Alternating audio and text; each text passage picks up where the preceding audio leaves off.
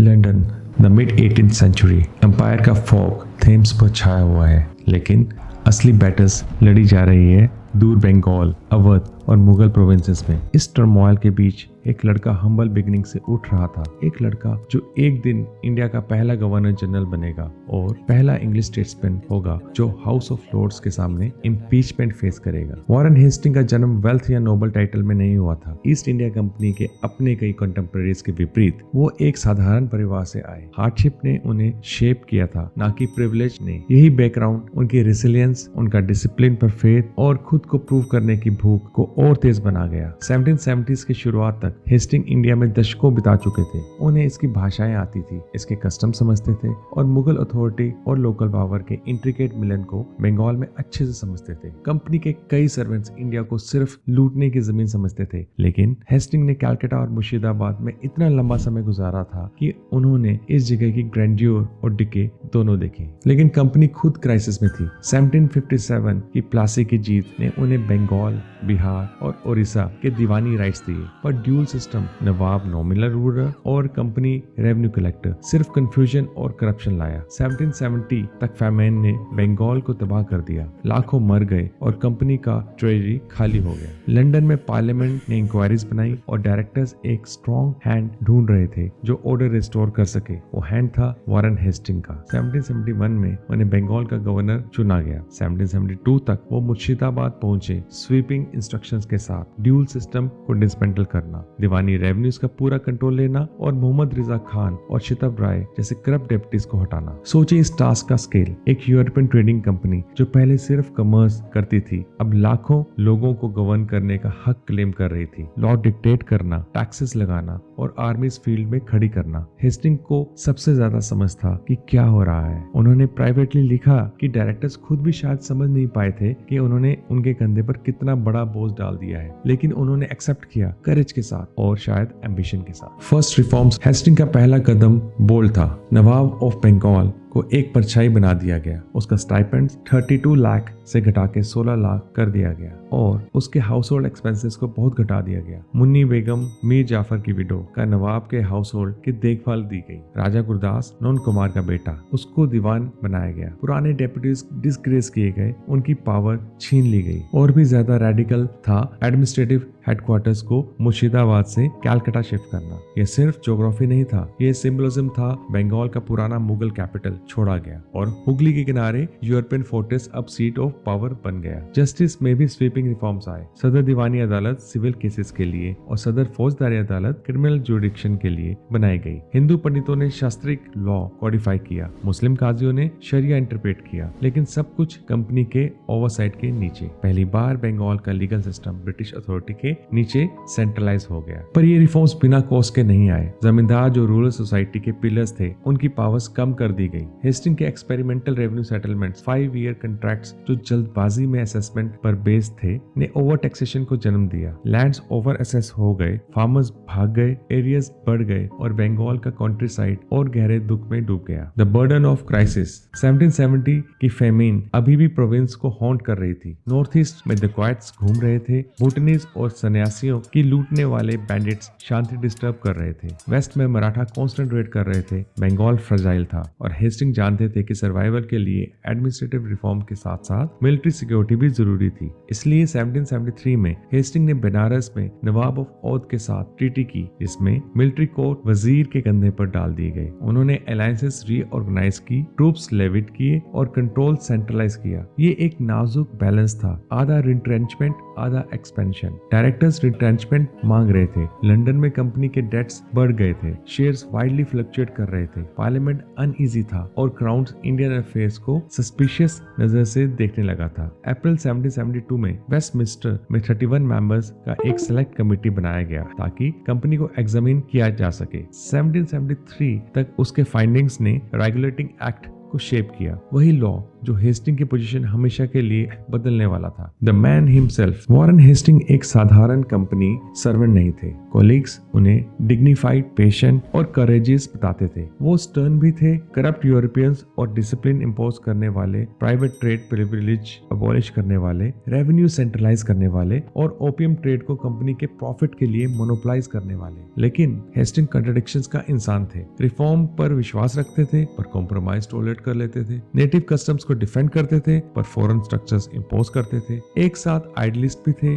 और प्रैग्मेटिक भी, और यही मिक्स उन्हें फॉर्मिडेबल बनाता था और कंट्रोवर्शियल भी। जब उन्होंने ऑफिस संभाला, हेस्टिंग नहीं जानते थे कि उनके सबसे बड़े बैटल्स मराठा, हैदर अली या बेगम ऑफ अवध के खिलाफ नहीं होंगे, बल्कि उनके अपने कोलीग्स के साथ जो उन्हीं की निगरानी के लिए पार्लियामेंट ने काउंसिल बनाई थी। 1773 में रेगुलेटिंग एक्ट ने बंगाल में एक गवर्नर जनरल क्रिएट किया जो 4 काउंसिलर्स के साथ असिस्ट किया गया। हेस्टिंग पहले गवर्नर जनरल बने और उन काउंसिलर्स में से एक ऐसा आदमी जिसके पास पेन की तीक्ष्णता थी, जिसकी आंखों में एम्बिशन जल रहा था, द फिलिप फ्रांसिस। इन दोनों आदमियों का टकराव सिर्फ बंगाल नहीं बल्कि ब्रिटिश एम्पायर के फ्यूचर को इंडिया में शेप करेगा। यहाँ से हमारी कहानी सच में शुरू होती है। वॉरेन हेस्टिंग्स के साथ एक ऐसा इंसान जिसमें विजन था और स्टील था, जो एक फ्रेजाइल प्रोविंस के रीन्स पकड़े हुए था, बिना जाने की सबसे बड़ी स्टॉर्म जो वो फेस करेगा पहले से ही कैलकाटा की ओर सेल कर रहा था, फिलिप फ्रांसिस के रूप। Chapter 2, the reformer of Bengal. जब वॉरेन हेस्टिंग ने बंगाल की रीन्स 1772 में संभाली, उनके सामने सिर्फ एक प्रोविंस नहीं बल्कि एक पूरी सिविलाइजेशन क्राइसिस में थी। फेमीन ने गांव खाली कर दिए थे, मराठा हॉर्समैन ने कंट्री साइड को तबाह कर दिया था और कंपनी सर्वेंट्स प्राइवेट ट्रेड में डूबे हुए थे। हेस्टिंग का टास्क एकदम इम्पॉसिबल था। मुगल की तरह गवर्न करना, एक यूरोपियन की तरह अकाउंट करना और सरवाइव करना, एक ऐसे वर्ल्ड में जहां ना इंडिया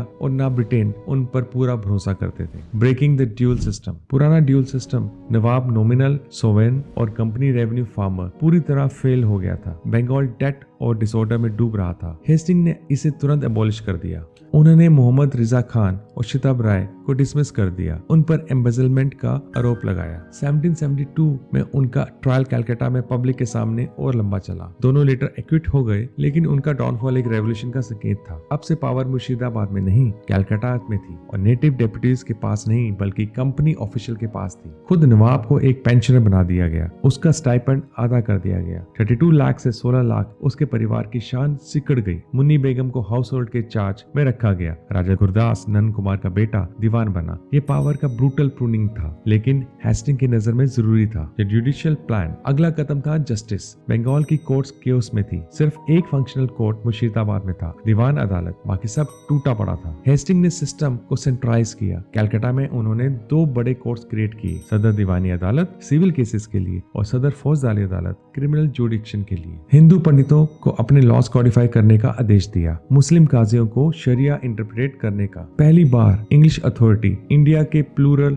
लॉस के ऊपर खड़ी हुई। यह एक बोल्ड एक्सपेरिमेंट था, लेकिन इसका मतलब था जमींदारों की अथॉरिटी डिसमेंटल करना, जो सेंचुरीज से विलेज सिस्टम डिस्पेंस करते आए थे। हेस्टिंग मानते थे सेंट्रलाइजेशन ही ऑर्डर की है। फ्रांसिस बाद में इसे डिस्पोटिक मेडलिंग कहकर कंडेम किया। फिलोसफीज का क्लैश यहीं से फोरशैडो हो गया था। Revenue experiments. अगर जस्टिस मुश्किल था तो रेवेन्यू और भी डेंजरस था।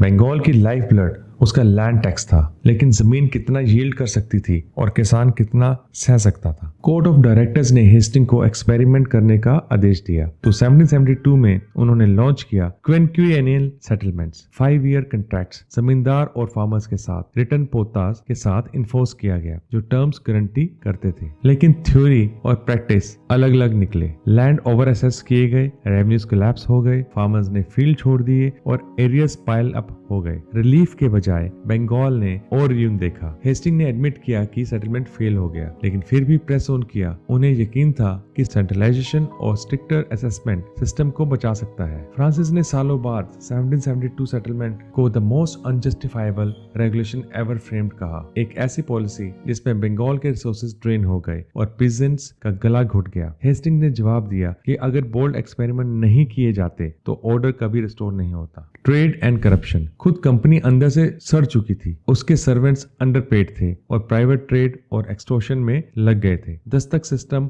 और फ्री पासेस ने रेवेन्यू को बर्बाद कर दिया था। करप्शन हर ब्रांच में जहर की तरह फैल गया था। हेस्टिंग ने कड़ा वार किया, दस्तक प्रिविलेज अबॉलिश कर दिया, यूनिफॉर्म ड्यूटीज सब ट्रेडर्स पर इम्पोज किए, प्राइवेट ट्रेड को रिस्ट्रिक्ट करके सिर्फ कैलकाटा तक सीमित कर दिया और आउटलाइंग सर्वेंट्स के प्रॉफिट्स छीन लिए और लुक्रेटिव ओपियम ट्रेड को कंपनी मोनोपोली बना दिया ताकि रेवेन्यू ट्रेजरी में आए। ये मूव पॉपुलर नहीं थे। कंपनी मैन जो प्राइवेट ट्रेड से पहले अमीर हो गए थे, उन्होंने हेस्टिंग को कर्स किया, लेकिन लंदन में उनकी रेपुटेशन एक रिफॉर्मर की तरह बढ़ गई, एक ऐसे आदमी की जो स्टेट को बचाने के लिए अपनी पॉपुलैरिटी रिस्क पर लगाने को तैयार था। Security and diplomacy, home reforms का कोई मतलब नहीं था अगर प्रोविंस अनसेफ रहे। बंगाल के हाईवेज पर दाकोइट्स घूम रहे थे, भूटान से आने वाले रेडिंग बैंड्स और वेंटिंग सन्यासी शांति बिगाड़ते थे और सबसे भयानक मराठा वेस्ट से दबाव डाल रहे थे, जिनकी कैवलरी हिंदुस्तान भर में डर का कारण थी। हेस्टिंग ने अलायंसेस ढूंढे। 1773 का ट्रीटी ऑफ बनारस ने नवाब ऑफ अवध को कंपनी से और करीब बांध दिया। मिलिट्री कोस्ट उसके ट्रेजरी पर डाल दिए गए और एक रेजिडेंट उसके कोर्ट में बिठाया गया। हेस्टिंग को उम्मीद थी कि ये बंगाल को मराठा मेहनत से शील्ड करेगा, लेकिन अवध कमजोर था, उसका आर्मी ब्रिटल था, उसका रूलर डिपेंडेंट था। एसेट बनने के बजाय वो एक लायबिलिटी बन गया। हेस्टिंग ने फ्यूचर क्राइसिस के बीच बो दिए थे। द रेगुलेटिंग एक्ट, उधर समुद्र के उस पार पार्लियामेंट स्थिर हो रहा था। कंपनी की फाइनेंसेस एक नेशनल स्कैंडल बन गए थे। बंगाल भूखा मर रहा था और डिविडेंड्स पे हो रहे थे। शेयर्स गैम्बलिंग स्लिप्स की तरह स्विंग कर रहे थे।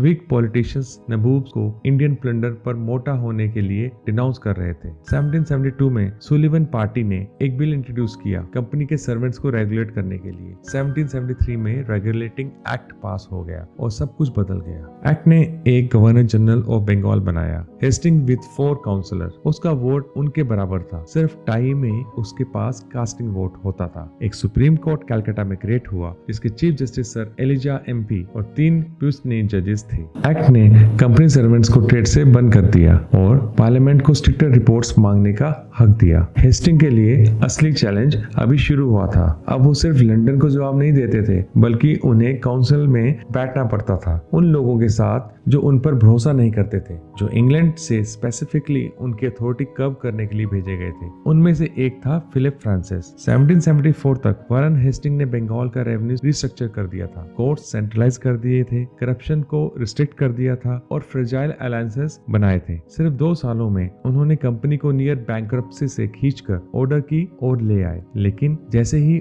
उनके रिफॉर्म्स रूट पकड़ने लगे, एक नया काउंसिल कलकत्ता आया जिसमें था वो आदमी जिसने उनका सबसे कट्टर राइवल बनना था। स्टेज तैयार थी एक बैटल के लिए, आइडियाज की, ईगोज की और डेस्टिनी की। Chapter 3, enter Philip Francis. October 1774 Hooghly river, England से आई एक पेरिलस 6 मंथ वॉयज के बाद एक शिप कलकत्ता में एंकर करती है। ऑन बोर्ड था एक ऐसा इंसान जिसका पेन लंदन को हिला चुका था और जिसकी टंग बंगाल को हिलाने वाली थी, फिलिप फ्रांसिस। वो आया था काउंसलर बनकर रेगुलेटिंग एक्ट के तहत हेस्टिंग की पावर पर चेक लगाने के लिए, लेकिन उसके पास अथॉरिटी से ज्यादा डेंजरस चीज थी, ambition. The unexpected appointment. Francis की अपॉइंटमेंट ने सबको सरप्राइज कर दिया। वो ना एक लॉर्ड था, ना एक टाइटल एरिस्टोक्रेट, वो वॉर ऑफिस का फॉर्मर चीफ क्लर्क था जिसका उदय पॉलिटिकल कनेक्शंस की वजह से था, ना कि फॉर्च्यून या फैमिली की वजह से। रूमर्स थे कि वो मिस्टीरियस जूनियस लेटर का ऑथर है, वो स्केचिंग अटैक जो ब्रिटेन के मिनिस्टर्स को हिला चुके थे। प्रूफ कभी नहीं मिला, लेकिन सस्पिशन ने उसकी विट और मैलिस का ओरा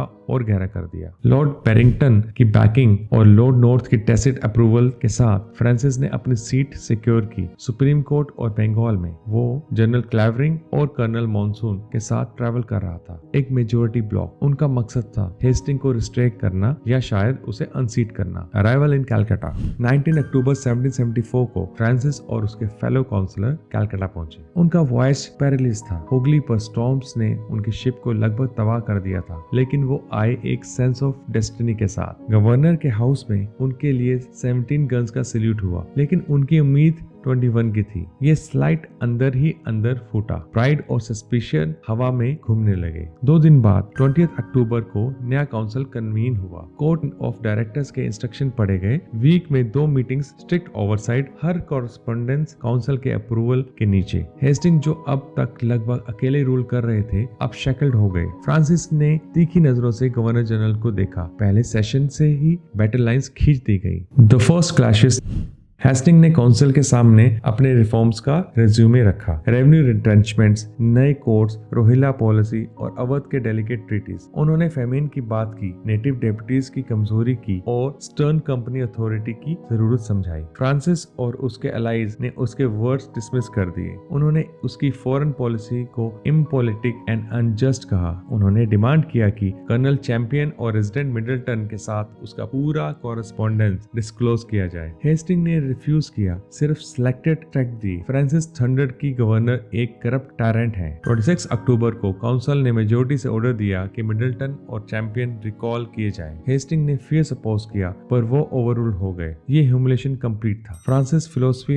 फ्रांसिस हेस्टिंग्स के खिलाफ इतना रिलेंटस क्यों था? जवाब सिर्फ पर्सनालिटी में नहीं, प्रिंसिपल में भी था। फ्रांसिस मानता था कि इंडिया की सोवेनिटी अभी भी कम से कम नाम मात्र के लिए मुगल एम्परर के पास है। कंपनी उसकी नजर में सिर्फ एक ट्रेडिंग बॉडी थी जो पॉलिटिकल पावर सर्व कर चुकी थी। उसने आर्ग्यू किया कि जस्टिस एम्परर के नाम पर ही डिस्पेंस होनी चाहिए और कंपनी सर्वेंट्स रूलर्स की तरह एक्ट नहीं कर सकते। उसके शब्दों में हेस्टिंग की पॉलिसीज ने बंगाल को बना दिया था the seat of corruption, unparalleled in the history of mankind. Hastings के लिए मुगल सिस्टम हॉलो था, एक फिक्शन। उसने आर्ग्यू किया कि कंपनी को डायरेक्टली गवर्न करना होगा अगर बंगाल को बचाना है। ये था pragmatism versus philosophy, reform versus restoration, the shadow of Nand Kumar. Council war के बीच फ्रांसिस को एक डेंजरस अलाई मिला, नंद कुमार, एक इंडियन जो लंबे समय से हेस्टिंग का शत्रु था। अप्रैल 1775 में नंद कुमार ने एक्यूज किया कि हेस्टिंग ने मुन्नी बेगम और राजा गुरदास से विशाल ब्राइब्स लिए हैं उनकी अपॉइंटमेंट्स के बदले। उसने लेटर्स पेश किए, इंक्वायरीज मांगी। काउंसिल मेजोरिटी ने फ्रांसिस के नेतृत्व में चार्जेस प्रेस किए। हेस्टिंग्स एनरेज्ड चैम्बर से वॉकआउट कर गया।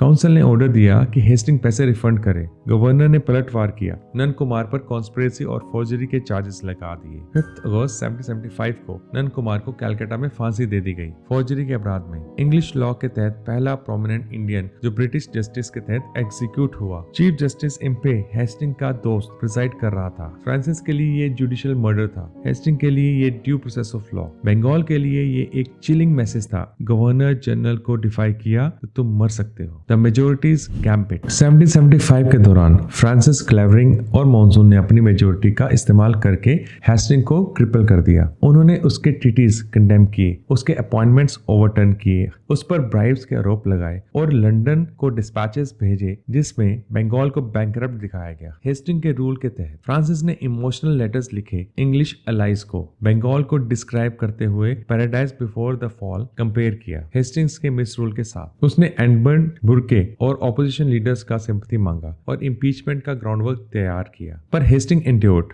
उसने अपना टाइम बाइट किया, जानते हुए कि पेशेंस फ्यूरी को आउटलास्ट कर सकता है। The turning Tide. 1776 में फॉर्चून बदला, कर्नल मॉनसून मर गया और काउंसिल मेजोरिटी टूट गई। उसके बिना फ्रांसिस और क्लेवरिंग डोमिनेट नहीं कर पाए। हेस्टिंग ने अपना कास्टिंग वोट इस्तेमाल करके नए रेवेन्यू सेटलमेंट पुश थ्रू किए और अपने ट्रस्टेड अलायंस को रीइंस्टेट कर दिया। फिर भी फ्रांसिस ने हार नहीं मानी। उसने अपना पेन और तीखा किया। हेस्टिंग पर डिसऑनेस्टी के आरोप पैम्पलेट्स में लगाए और दोस्तों को लिखा कि I have been written long enough. अब उसकी नफरत हेस्टिंग के लिए सिर्फ पॉलिसी से नहीं, पर्सनल और प्रिंसिपल से भी आगे निकल चुकी थी। लेट 1770s तक बंगाल सिर्फ कंपनी का बैटल ग्राउंड नहीं था, बल्कि एक पर्सनल वॉर का स्टेज बन गया था। Warren Hastings, season, pragmatic, determined to hold power. Philip Francis, fury, ambitious, convinced कि वही बंगाल को बचा सकता है। उनका कन्फ्लिक्ट शुरू हुआ था काउंसिल चैम्बर्स में, मेमोरेंडा और एक्विजिशन में, लेकिन जल्द ही वो और भी डेंजरस रूप ले लेगा। मिला, ऑनर के चैलेंजेस में और पिस्टल के एट डाउन में। Chapter 4 clash of titans, council Wars. Calcutta mid 1770s, governor general का चैम्बर एक बैटलफील्ड बन गया। यहाँ न तलवारें टकराती हैं, ना कैनन्स फायर होते हैं, लेकिन वेपन्स और भी शार्प थे। वर्ड्स, एक्विजिशंस, वॉर्स और लंदन को भेजे गए डिस्पैचेस, यही था एरिना जहां वैरन हेस्टिंग और फिलिप फ्रांसिस अपनी सबसे कड़वी वॉर लड़ रहे थे। काउंसिल का टर्मोइल, सुप्रीम काउंसिल हर वीक 2 बार मिलता था जैसे रेगुलेटिंग एक्ट ने ऑर्डर दिया था, लेकिन हर सेशन एक ड्यूल बन जाता था पर्सनालिटीज का। हेस्टिंग टेबल के हेड पर बैठते, काम लेकिन प्राउड। उनके सामने फ्रांसिस लीन फॉरवर्ड करके बैठता, eyes gleaming, voice sharp. Francis के साइड में थे जनरल क्लेवरिंग और कर्नल मॉनसून, मिलकर एक मेजोरिटी गवर्नर जनरल्स के खिलाफ। हर डिसीजन, हर अपॉइंटमेंट, हर ट्रीटी कंटेस्ट होती। जब हेस्टिंग ने रोहिल्ला वॉर को एक स्ट्रेटेजिक नेसेसिटी कहते हुए डिफेंड किया तो फ्रांसिस ने उसे अनजस्ट एंड इम्पोलिटिक कहा। जब हेस्टिंग ने कुछ लेटर्स कॉन्फिडेंशियल बताकर होल्ड बैक किए, फ्रांसिस ने डिमांड किया उनका फुल डिस्क्लोजर और उन्हें करप्ट टायरेंट कहा। काउंसिल चैम्बर्स गूंज उठा एंगर से, लेकिन ये कॉन्फ्लिक्ट सिर्फ शब्दों का नहीं था, ये कंटेस्ट था कंपनी के रूल की आत्मा के लिए। एक्विजिशन एंड डिस्पैचेस, फ्रांसिस और उसके एलाइज सिर्फ स्पीचेस तक सीमित नहीं रहे, उन्होंने पेन को वेपन बना लिया। डिस्पैचेस आफ्टर डिस्पैच, कलकत्ता से लंदन भेजे गए, बंगाल को बैंकरप्ट दिखाते हुए हेस्टिंग को करप्ट और कंपनी के सब्जेक्ट्स को अत्याचार के शिकार के रूप में। फ्रांसिस ने बंगाल को मॉर्नफुल टोन्स में डिस्क्राइब किया। विग सेंसिबिलिटीज को अपील करते हुए बंगाल की 1765 was a paradise before the fall compared to the condition in which I found it. उसके वर्ड सिर्फ पार्लियामेंट के लिए नहीं थे, वो एडवर्ड बुर्के और इंग्लैंड की ऑपोजिशन के लिए भी थे, इम्पीचमेंट्स की फाउंडेशन रखते हुए। मीनवाइल हेस्टिंग अपना खुद का इंक वार लड़ रहे थे। उन्होंने अपनी पॉलिसीज के लेंथी रिव्यूज कंपोज किए, इंसिस्ट करते हुए कि असली प्रॉब्लम उनके रिफॉर्म्स में नहीं बल्कि डायरेक्टर्स की डिफेक्टिव रेगुलेशंस और कंपनी सर्वेंट्स के टेम्पटेशंस में है। The shadow of Nand Kumar, council conflict अपने सबसे काले मोड़ पर पहुंचा नंद कुमार के केस के साथ। अप्रैल 1775 में एक इंडियन नंद कुमार ने एक्यूज किया कि हेस्टिंग ने मुन्नी बेगम और राजा गुरदास से ब्राइब लिए उनकी अपॉइंटमेंट्स के बदले। काउंसिल मेजोरिटी ने चार्ज सीज कर लिया, ऑर्डर दिया कि हेस्टिंग पैसे रिफंड करे। हेस्टिंग फ्यूरी में चैम्बर्स से स्टॉर्म आउट कर गए। जब नंद कुमार अरेस्ट हुआ और फोर्जरी के लिए ट्रायल फेस किया, फ्रांसिस ने इससे फॉल क्राई किया। उसने इसे एक डेलिब्रेट साइलेंसेस कहा, एक ऐसे आदमी का जो गवर्नर को एक्यूज करने की हिम्मत रखता था। 5 अगस्त 1775 को नंद कुमार को कलकत्ता में फांसी दे दी गई, पहला हाई प्रोफाइल इंडियन जो ब्रिटिश जस्टिस के तहत एग्जीक्यूट हुआ। फ्रांसिस ने इसे जुडिशियल मर्डर कहा। हेस्टिंग इंसिस्ट करते रहे कि ये लॉ था, दोनों के बीच सिर्फ मिसट्रस्ट नहीं था, अब खून भी था। Supreme court versus council, regulating act ने एक सुप्रीम कोर्ट क्रिएट किया था कलकत्ता में, chief justice sir Ajay MP के हेड पर, लेकिन इसका जुडिक्शन कहाँ शुरू होता है और कहाँ एंड। फ्रांसिस आर्ग्यू करता था कि एक्ट फ्लॉड है और कोर्ट का रीच एक्सेसिव है। हेस्टिंग ने काउंटर किया कि जजेस खुद अपना पावर अब्यूज कर रहे हैं। कोर्ट ने इंग्लिश कॉमन लॉ बंगाल में लागू करने की कोशिश की, नेटिव प्रैक्टिसेस को स्ट्राइक डाउन करते हुए जिनको वो बेरली समझते थे। क्लैशेस और बढ़ गए। 29 फरवरी 1776 को हेस्टिंग और बेरवल ने एक नया प्लान ऑफ जुडिकेचर पेश किया, जिसमें कंपनी कोर्ट्स और सुप्रीम कोर्ट को रिकंसाइल करने का प्रस्ताव था। फ्रांसिस ने इसे करप्ट जॉब कहा, एक कोशिश अपने दोस्त इम्पे को इन्फ्लुएंस रिवॉर्ड करने की। यहाँ तक कि रिफॉर्म्स के अटेम्प्ट्स भी सस्पिशन का फ्यूल बन गए। रेवेन्यू पर डिबेट्स भी कम कड़वे नहीं थे। हेस्टिंग का क्विनक्विनियल सेटलमेंट फेल हो गया था। एरियस माउंटेन्स की तरह पाइल अप हो गए थे। जनवरी 1776 में उन्होंने एक नया प्लान अनवील किया, एवरेज कलेक्शंस पर सेटलमेंट्स, जमींदारी राइट्स की रेगुलेशन और स्ट्रिक्टर ओवरसाइट। फ्रांसिस ने इसे आउटराइट रिजेक्ट कर दिया। उसका इंसिस्टेंस था कि सिर्फ जमींदार ही ट्रू प्रोप्राइटर्स हैं लैंड के, जो परपेचुअल सेटलमेंट डिजर्व करते हैं। हेस्टिंग ने काउंटर किया कि बहुत से जमींदार माइनर्स या इडियट हैं और उनके एजेंट्स करप्ट। उसके लिए एक बैलेंस सिस्टम ही काम कर सकता था, जिसमें पेशेंट्स, जमींदार और स्टेट सबको रिकॉग्नाइज किया जाए। ये सिर्फ एक फिजिकल डिबेट नहीं था, ये क्लैश था फिलोसफीज का। फ्रांसिस का विश्वास प्रॉपर्टी राइट्स और मुगल ट्रेडिशन पर था और हेस्टिंग का प्रैग्मेटिक विजन कंपनी सॉवरेनिटी पर। The collapse of the majority. नवंबर 1775 में फ्रांसिस और उसके मेजोरिटी ने लंदन को एक ट्रायम्फेंट लेटर भेजा, बोस्ट करते हुए अपनी अनवेरिड डिलीजेंस पर जो उन्होंने हेस्टिंग की करप्शन एक्सपोज करने में लगाई। उन्हें विश्वास था कि उन्होंने गवर्नर को कॉर्नर कर लिया है, लेकिन फेट ने दखल दिया। 25 सितंबर 1776 को कर्नल मॉनसून मर गए, मेजोरिटी कोलैप्स हो गई। हेस्टिंग के पास अब अपर हैंड था। फ्रांसिस ने अपने कॉन्फिडेंस को बिटरली लिखा, I have been ridden long enough. अब हेस्टिंग ने अपना कास्टिंग वोट यूज करके रिफॉर्म्स पुश थ्रू की, मिडलटन जैसे एलाइज को रीइंस्टेट किया और रेवेन्यूज रिस्ट्रक्चर किया। टाइड पलट चुका था, लेकिन फ्रांसिस अभी खत्म नहीं हुआ था। पर्सनल हेट्रेड अब तक कन्फ्लिक्ट पॉलिसी का नहीं रहा, ये पर्सनल हो चुका था। फ्रांसिस हेस्टिंग को एक डिस्पोट के रूप में देखता था, एक आदमी जो रूल करने लायक नहीं था। हेस्टिंग फ्रांसिस को एक वेनोमस इंट्रूगर मानते थे, जो काउंसिल और पार्लियामेंट ने उन्हें डिस्ट्रॉय करने की साजिश कर रहा है। काउंसिल टेबल एक थिएटर बन गया, इंसल्ट्स, व्हील्ड थ्रेट्स और पब्लिक ह्यूमिलेशन का। हेस्टिंग ने लिखा कि वो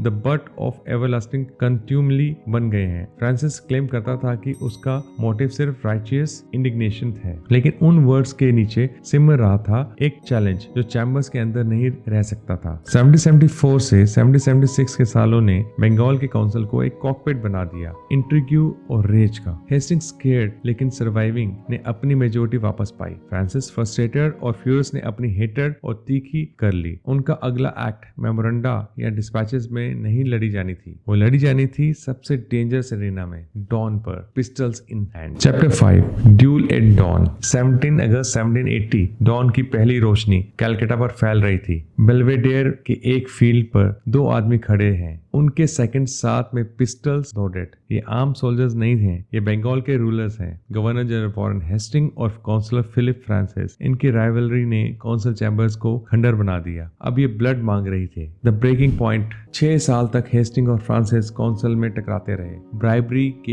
एक्विजिशंस, करप्शन के चार्जेस, एंडलेस पैम्फलेट और डिस्पैचेस ने हवा जहरीली कर दी थी। 1780 तक हेस्टिंग ने काउंसिल पर अपना कंट्रोल वापस ले लिया था। मॉनसून मर चुका था, क्लाइवरिंग गुजर गया था और बारवेल की लॉयल्टी ने उन्हें मेजोरिटी दे दी। फ्रांसिस अकेला पड़ गया था, पर उसके बिटर क्रिटिसिज्म जारी रहे। क्वारल्स पर्सनल बनते गए, इंसल्ट्स ओपनली उछाले गए। फ्रांसिस ने एक्यूज किया हेस्टिंग को डिसऑनेस्टी का। हेस्टिंग ने डिसमिस कर दिया। फ्रांसिस को कहा a man incapable of truth. 15 अगस्त 1780 को टेंशन स्नैप हो गया। फ्रांसिस ने काउंसिल में डिक्लेयर किया, I declare that I neither will hold further communication with mister Hastings nor act with him in public business. Hasting cold और furious ने जवाब दिया कि फ्रांसिस का conduct so base and malignant that it is not consistent with my honour to suffer it any longer. Challenge अब inevitable था। The challenge. उसी शाम हेस्टिंग ने अपने दोस्त कर्नल अलेक्जेंडर पर्लिंग को भेजा एक फॉर्मल चैलेंज डिलीवर करने। फ्रांसिस ने बिना हिचकिचाहट के एक्सेप्ट कर लिया। दोनों ने अपने सेकंड्स अपॉइंट किए। जगह तय हुई, बेल्वेडेयर हेस्टिंग्स का कंट्री हाउस कलकत्ता के आउटस्कर्ट्स। वक्त डॉन। ड्यूलिंग इंग्लिश लॉ के तहत इलीगल था, लेकिन ऑनर डिमांड करता था। दोनों जानते थे रिस्क सिर्फ मौत का नहीं बल्कि डिस्ग्रेस का भी अगर रिफ्यूज करते। ड्यूल पिस्टल्स से फाइट होना था, 12 पेसेस के डिस्टेंस पर। हर आदमी अपनी मर्जी से फायर करेगा। The dual. पहली रोशनी में दोनों एडवर्सरीज आमने सामने खड़े हुए। ग्राउंड मार्क किया गया, पिस्टल्स प्राइम किए गए, विटनेस चुप खड़े रहे। सिग्नल दिया गया। हेस्टिंग ने पिस्टल उठाई, स्टेडी एम किया और फायर किया। बॉल फ्रांसिस के साइड में हिप के ऊपर लग गई और वो ग्राउंड पर गिर गए। एक पल के लिए लगा कि वो मर गया, लेकिन फ्रांसिस हिले। उनका वुंड मोर्टल नहीं था। उन्होंने अपनी पिस्टल उठाई और वापस फायर किया। शॉट मिस हो गया। सेकंड्स आगे बढ़े। हॉरर सेटिस्फाई हो चुका था। खून बह गया था। ड्यूल खत्म हो गया। आफ्टरमैथ। फ्रांसिस को कलकत्ता वापस ले जाया गया, पेल लेकिन जिंदा। वुंड पेनफुल था पर फेटल नहीं। हेस्टिंग शेकन पर आउटवर्डली कंपोज, अपनी ड्यूटीज पर वापस लौट गए। अगले दिनों में फ्रांसिस धीरे धीरे रिकवर हुए, लेकिन उनका बंगाल में इन्फ्लुएंस टूट चुका था। 3 दिसंबर 1780 को वो इंग्लैंड के लिए इम्बार्क हुए। अब फ्रांसिस ने अपनी वॉर कलकत्ता में नहीं बल्कि वेस्टमिंस्टर से लड़नी थी। हेस्टिंग मीनवाइल गवर्नर जनरल बने रहे। उनकी अथॉरिटी काउंसिल में अनचैलेंज थी, लेकिन ड्यूल ने सिर्फ उनका इंडिया का पर्सनल कॉन्फ्लिक्ट खत्म किया, स्ट्रगल खत्म नहीं हुई। लंदन में फ्रांसिस अब उनका सबसे बड़ा आर्किटेक्ट बनने वाला था इम्पीचमेंट का। The human dimension. बेल्वेडियर का ड्यूल सिर्फ 2 ईगोस का क्लैश नहीं था, ये सिंबल था कंपनी की सबसे ऊंची काउंसिल के अंदर ट्रस्ट के कोलैप्स का। ये दिखाता था कि पर्सनल हेट्रेड कैसे पब्लिक ड्यूटी को ओवरशैडो कर सकता है। हेस्टिंग के ऊपर ये विंडिकेशन था, प्रूफ की फ्रांसिस इनविंसिबल नहीं था। फ्रांसिस के लिए ये ह्यूमिलेशन था, लेकिन एक वुंड भी जिसे वो इंग्लैंड में गया, एक रिमाइंडर की उसका मिशन अभी खत्म नहीं हुआ। डिस्ट्रॉय करना था एक आदमी को जिस फ्रांसिस ने उस पर गोली चलाई थी। एक गर्म अगस्त की सुबह कलकत्ता में 2 इंग्लिशमैन ने अपना क्वेरल पिस्टल से सेटल किया। एक चल कर गया गवर्नर जनरल ऑफ बंगाल, दूसरा इंग्लैंड सैर कर गया। उसका शरीर घायल, उसका प्राइड टूटा, लेकिन उसकी विल अभी भी अनब्रोकन। बेल्वेडियर का ड्यूल खत्म हो गया, लेकिन हेस्टिंग की रेपुटेशन के लिए वॉर अभी बस शुरू हुई थी। चैप्टर 6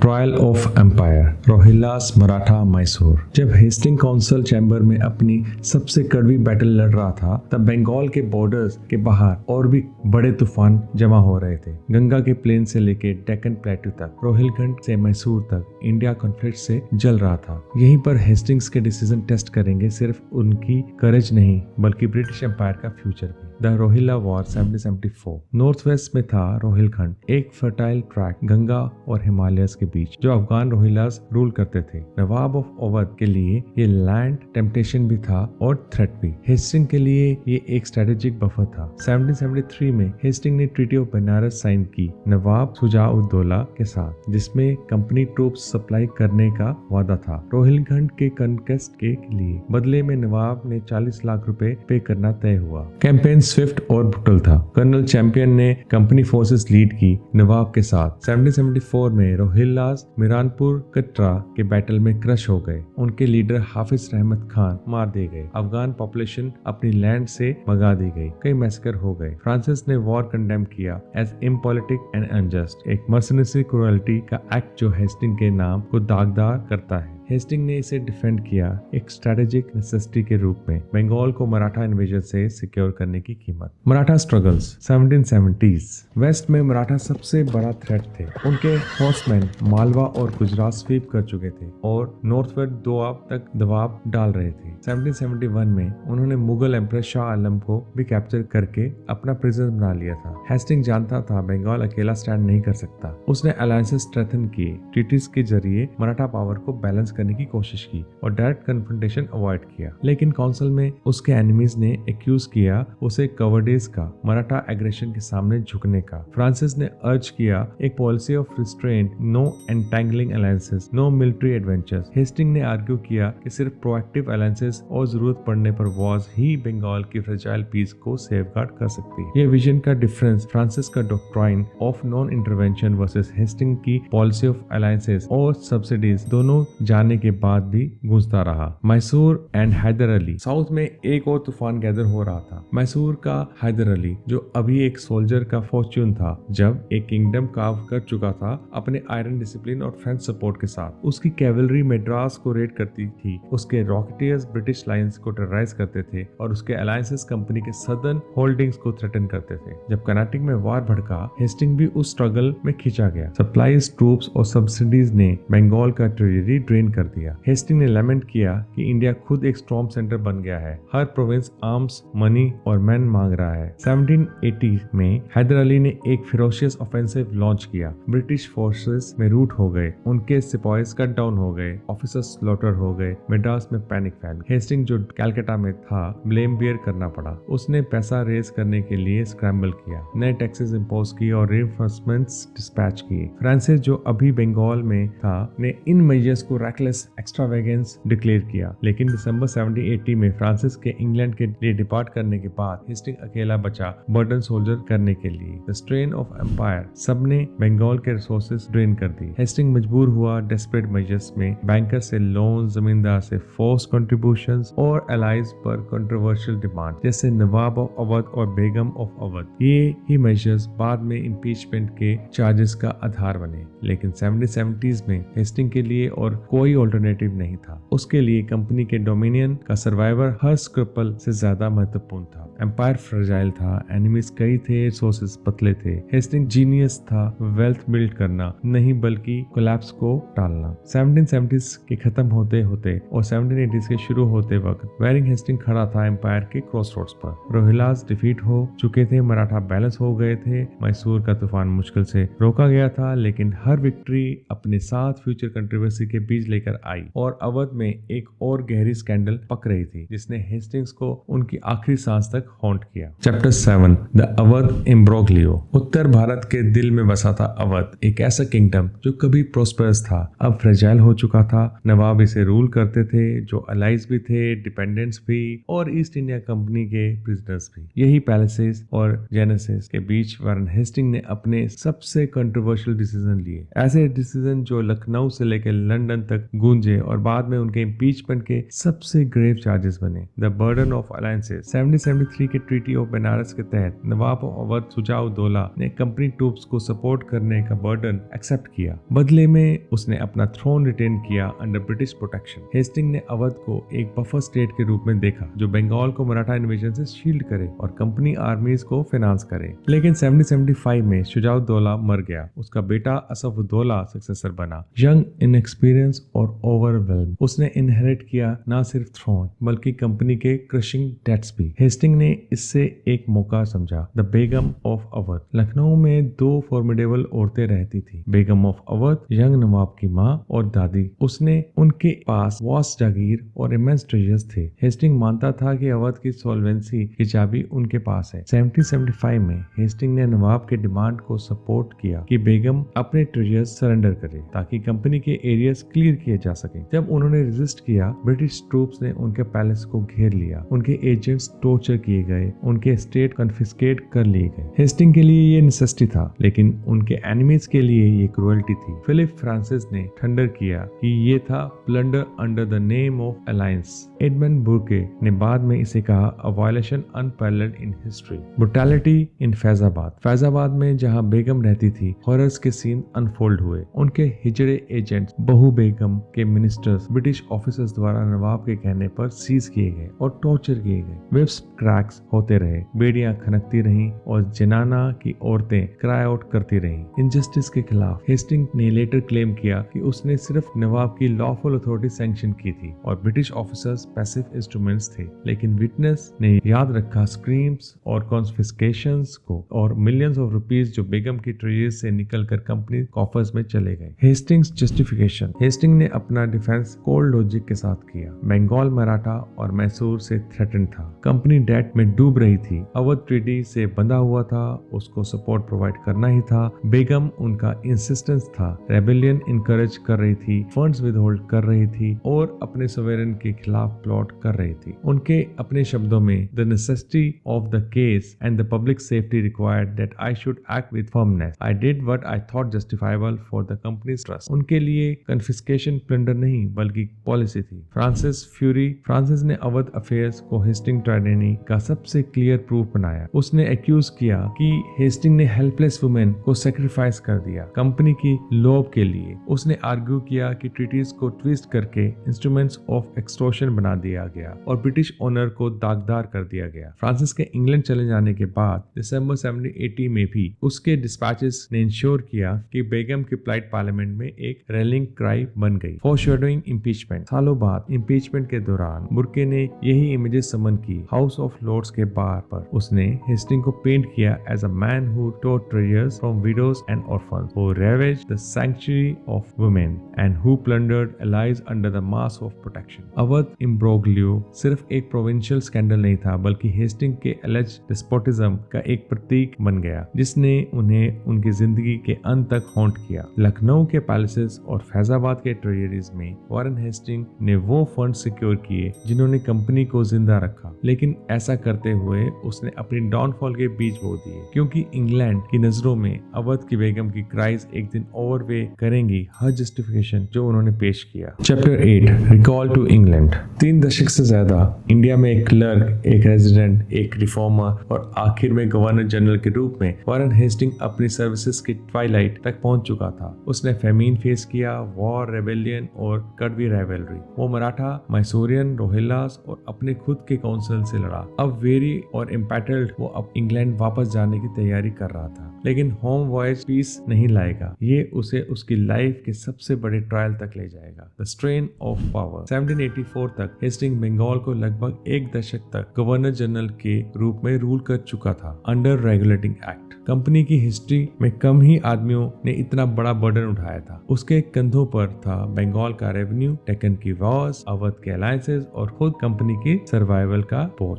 इंग्लैंड में उसके एनिमीज मल्टीप्लाई हो गए। फ्रांसिस के डिस्पैचेस, लंदन क्रिटिक्स के पैम्फलेट्स और पार्लियामेंट की स्पीचेस ने उसे एक टायरेंट पोर्ट्रे किया जो इंडिया को प्लंडर करके गेन कर रहा था। कंपनी के शेयर्स गिर गए, करप्शन स्कैंडल्स बढ़ते गए। हेस्टिंग ऑपोजिशन लीडर्स के लिए एक परफेक्ट सिंबल बन गया ओरिएंटल डिस्पोटिज्म का। The end of his term 1784 में हेस्टिंग को रिजाइन करने की परमिशन मिल गई। उसने डिले किया 1785 तक ताकि बंगाल के अफेयर सेटल हो जाए, रेवेन्यू स्टेबलाइज हो जाए और वॉर कम से कम कंटेन हो जाए। फरवरी 1785 में उसने अपना पावर सक्सेसर जॉन मैकफर्सन को हैंड ओवर दिया। डिपार्चर से पहले उसने कंपनी के काउंसिल को एक आखिरी बार एड्रेस किया। अपने पॉलिसीज को डिग्निटी के साथ डिफेंड करते हुए उसका क्लेम था कि उसने बंगाल छोड़ा है at peace within, secure without, its revenues improved and its government strengthen. The journey home 7 फरवरी 1785 को वॉरेन हेस्टिंग हुगली रिवर से अपनी आखिरी सेल कर गया। उसके पीछे छूटा कलकत्ता जो एक ट्रेडिंग पोस्ट से ट्रांसफॉर्म हो चुका था एम्पायर की सीट में। आगे था एक पेरिलियस वॉयज लंदन के लिए। शिप बैरिंगटन सिर्फ हेस्टिंग को नहीं बल्कि immense manuscripts, Indian art and letters भी ले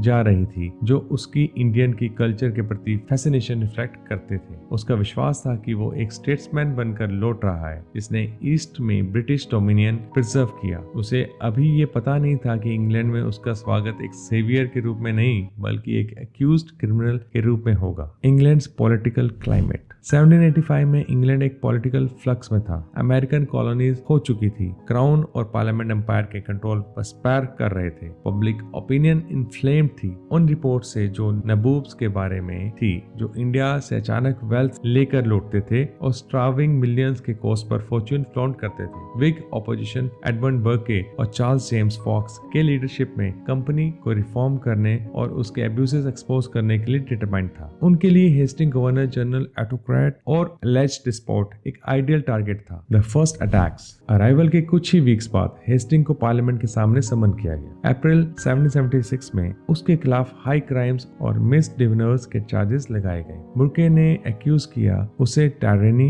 extortion and corruption all panelled in the annuls of Mankind. Francis जो तब तक लंदन में था ने रिन्यूड वाइगर के साथ कैंपेन ज्वाइन किया। उसने डॉक्यूमेंट्स, लेटर्स और अपना पर्सनल टेस्टिमनी प्रोवाइड किया। बेल्वेडियर में जिस आदमी को हेस्टिंग ने गोली मारी थी अब वही उसके खिलाफ अपना पेन शार्प कर रहा था वेंजियंस के लिए। द काम बिफोर द स्टॉर्म हेस्टिंग अपने स्टेट्स डेल्सफोर्ड रिटायर हो गया, वही होम जिसे वो बहुत समय से रिस्टोर करने का सपना देख रहा था। लेकिन पीस फ्लीटिंग था। पैम्फलेट उसे डिनाउंस करते, न्यूज़पेपर उसका कैरिकेचर बनाते और पार्लियामेंट प्रिपेयर कर रहा था एक ट्रायल के लिए जो ब्रिटिश हिस्ट्री में अनप्रेसिडेंटेड था। इंडिया में उसने प्रिंस की तरह रूल किया था। अब वो अपने पीयर्स के सामने खड़ा होगा एक क्रिमिनल की तरह। इस तरह वॉरेन हेस्टिंग का इंडिया में लंबा रेन एंड हुआ। क्लर्क से गवर्नर जनरल तक, फेमिन से एम्पायर तक उसका सफर एपिक रहा। लेकिन इंग्लैंड में एक और सफर उसका इंतजार कर रहा था, वेस्टमिंस्टर के कोर्ट्स का, जहां उसका नाम और उसकी लेगेसी हिस्ट्री के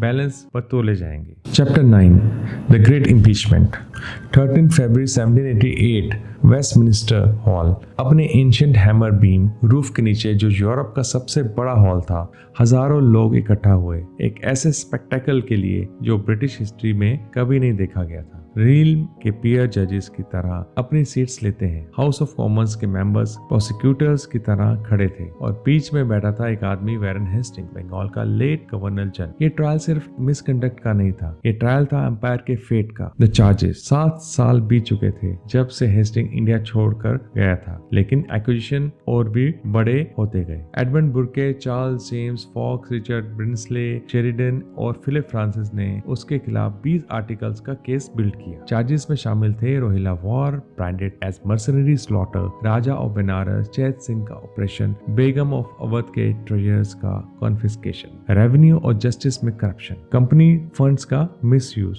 हर चार्ज सिर्फ एक एडमिनिस्ट्रेटिव एरर नहीं था बल्कि एक मॉरल आउटरीच के रूप में फ्रेम किया गया। बुर्के के शब्दों में हेस्टिंग था the destroyer of nations, the enemy of mankind, the persecutions oratory. Burke का ओपनिंग स्पीच वेस्टमिंस्टर हॉल में गूंज उठा। We have brought before you the chief of a vast empire, accused of crimes that would disgrace the lowest peasant. We have brought him before you as a great offender, that you may make him an example to the world. 4 दिन तक बुरके बिना रुके बोले, बंगाल के famine, Rohilla मैसेकेयर्स और बेगम की sufferings detail करते हुए। उसकी वॉइस पैशन से क्यूवेर करती, उसके वर्ड्स हेस्टिंग को एक मॉन्स्टर के रूप में पेंट करते। फिर आए शेरिडन, एक प्ले राइट जिनकी स्पीच बेगम ऑफ अवध पर 5 घंटे चली और जिसे पार्लियामेंट में एक the most brilliant and eloquent ever delivered कहा गया। शेरिडन ने डिक्लेयर किया, if it were possible for treachery, perfidy, cruelty and impression to assume human form, it would be found in Warren Hastings. Audience रोई,